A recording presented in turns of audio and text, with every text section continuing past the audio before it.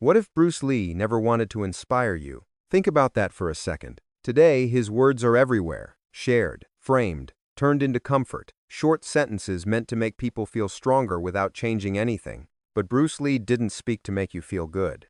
He spoke to unsettle you. He wasn't trying to motivate the masses. He was trying to expose something most people protect at all costs: their illusions. When Bruce Lee talked, he wasn't offering encouragement. He was questioning foundations, beliefs, habits, identities people had built their lives on. That's why his words were never meant to be consumed casually, and that's exactly why they've been softened. Because the real Bruce Lee didn't inspire comfort, he threatened it. Bruce Lee's words didn't change, but the way we use them did. Over time, his sentences were pulled out of context, stripped of confrontation, turned into something safe. A sharp question became a calming quote. A challenge became decoration. Something meant to disrupt was repackaged to reassure. Bruce Lee never spoke in a vacuum. He spoke in the middle of tension, arguments, training halls, moments where someone's certainty was being tested. He wasn't addressing an audience. He was addressing a person, often someone standing right in front of him defending their habits, their style, their identity. But modern culture doesn't like that kind of friction. We prefer meaning without responsibility, insight without discomfort, wisdom that doesn't ask anything back. So his words were cleaned, smoothed, made vague enough to apply to everyone and therefore challenge no one. The irony is simple. The more popular Bruce Lee's quotes became, the further they drifted from what he actually meant. Because Bruce Lee wasn't offering guidance for the crowd. He was confronting the individual, and that difference changes everything. Bruce Lee was not fighting people. He was fighting dependence. Dependence on systems, on labels, on borrowed certainty. Most people who approached him believed they were searching for improvement. In reality, they were searching for confirmation. They wanted to hear that what they already believed was correct. Bruce Lee refused to give them that. He wasn't interested in refining styles. He was interested in removing them. Because to him, style was not identity. It was a crutch. A structure people leaned on when they were afraid to face their own limitations. A way to avoid responsibility for thinking independently. Bruce Lee didn't see tradition as sacred. He saw it as untested memory. He noticed how quickly people obeyed rules they never questioned, how proudly they defended methods they never understood, how confidently they repeated movements without knowing why those movements existed. That bothered him, not because he wanted to rebel, but because imitation was replacing awareness. When someone asked him how to punch faster, he didn't correct the punch. He questioned the thinking behind it. Why that angle? Why that stance? Why that timing? And once those questions appeared, everything else started to collapse.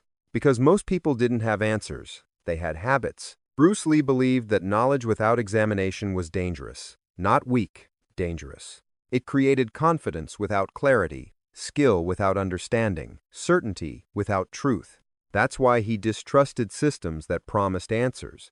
And that's why systems distrusted him. He saw how people confused accumulation with mastery, how they collected techniques the way others collected trophies, never stopping to ask whether those techniques actually served them. To Bruce Lee, effectiveness mattered more than appearance.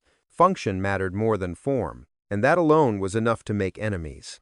Because once you question form, you threaten hierarchy. Once you question hierarchy, you threaten authority. Bruce Lee didn't challenge individuals. He challenged the invisible agreements holding groups together, the unspoken rules that said, this is how it's done, this is how it's always been. He didn't respect those rules, not out of arrogance, but because he didn't see evidence behind them. That made him difficult, not because he was confrontational, but because he refused to play along.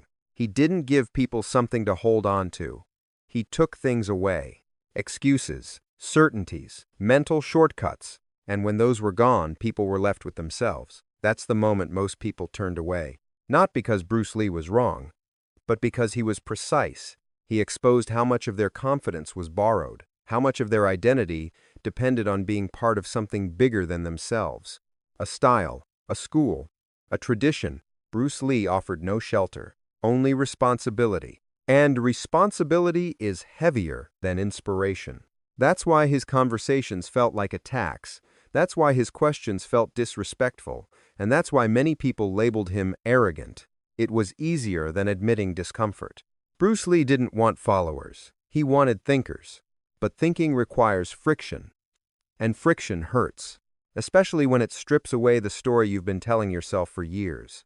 That is what Bruce Lee was actually attacking. Not weakness, not ignorance, but the refusal to look directly at oneself. And most people weren't ready for that. People didn't reject Bruce Lee because he lacked skill. They rejected him because he removed their protection. Every system offers safety. Rules tell you what to think. Traditions tell you where you belong. Hierarchies tell you who matters. Bruce Lee questioned all of it. And when you question structure, you don't just challenge ideas, you threaten identities. Many martial artists didn't feel attacked physically. They felt exposed psychologically. Because Bruce Lee didn't argue within the system. He stood outside it. He didn't debate which style was superior. He questioned why styles existed at all. That made him dangerous. Not to fighters, to institutions. Institutions rely on stability, predictable roles, clear authority. Bruce Lee offered none of that. He refused titles. He rejected labels. He didn't position himself as a master in the traditional sense. That created a problem. Because if someone could be effective without following the rules, then the rules themselves lost power. And once power is questioned, those who benefit from it react defensively. Bruce Lee wasn't polite about uncertainty. He didn't soften his questions to preserve harmony. He believed clarity mattered more than comfort. That made conversations with him exhausting, not because he spoke too much, but because he refused to let people hide. When someone defended a technique, he didn't nod. He asked why it worked. When someone cited tradition, he asked for proof. Most people don't expect that. They expect agreement. And when agreement doesn't come, they interpret it as disrespect. So Bruce Lee was called arrogant, difficult, uncooperative. Those labels stuck because they were convenient. It was easier to attack his character than to examine the foundations he was questioning. Bruce Lee didn't isolate himself intentionally. Isolation was the consequence. Because when you remove illusion, you also remove belonging. Groups bond over shared beliefs. Bruce Lee challenged those beliefs. That naturally pushed him outside the circle. Not as a rebel, as a mirror. And mirrors are uncomfortable. They don't argue. They don't attack. They simply reflect what's there. Most people don't hate confrontation. They hate reflection. Bruce Lee forced people to confront how much of their confidence was inherited rather than earned. How much of their certainty was borrowed rather than tested. That's not inspiring. That's destabilizing. And destabilization is rarely forgiven.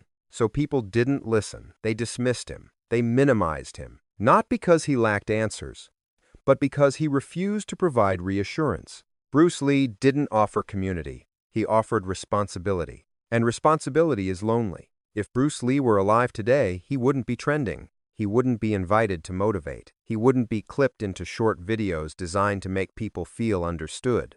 Because Bruce Lee didn't want to understand you. He wanted to confront you. He wouldn't ask how you're feeling. He would ask why you need to feel a certain way to function. He wouldn't tell you to believe in yourself. He would ask what part of you is still borrowed. That's why his real message hasn't aged comfortably. It demands awareness instead of affirmation, responsibility instead of belonging, direct experience instead of borrowed meaning. And that kind of message doesn't spread easily. It doesn't feel good. It doesn't reassure. It doesn't offer identity. It takes something away. The reason Bruce Lee's words are still quoted is not because they are comforting. It's because they are unresolved. We keep sharing them, hoping they'll eventually soften. But they don't. They still ask the same questions. They still point to the same gaps. They still refuse to do the thinking for us. That's why most people prefer the edited version. The version that inspires without disturbing. The version that sounds deep but asks nothing.